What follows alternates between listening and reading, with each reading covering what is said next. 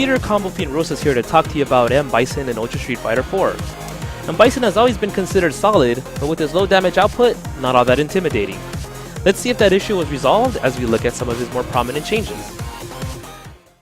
M. Bison's ground game is pretty strong, but due to him being a charge character, players had to use many attacks before his specials, reducing his overall combo damage, or skip using his special moves altogether to maximize damage.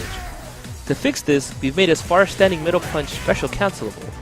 This will now give players the ability to tack on more damage while still being able to integrate his special moves into the combos. Bison's anti-air capabilities don't normally allow him to do all that much damage outside of his ultra.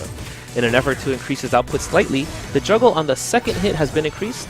This will now allow him to follow up with a Psycho Crusher or any other crazy things Bison players can come up with. Against certain projectile characters, Bison was at such a severe disadvantage that players felt that they lost a match at the selection screen. To help with that, the projectile invincibility on his EX knee press has been increased so that he's not as helpless in the projectile battle. Bison's mobility paired with his abundance of escape options made it rather difficult for players to put pressure on Bison effectively.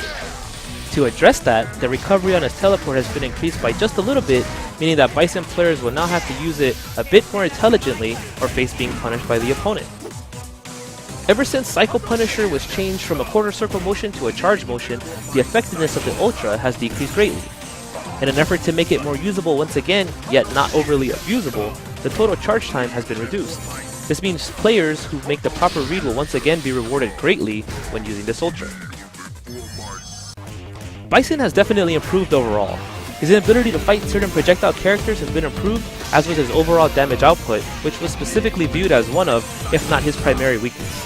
Although one of his methods of escape has been weakened, his other options remain untouched, which means he'll still have ways out of pressure if played correctly.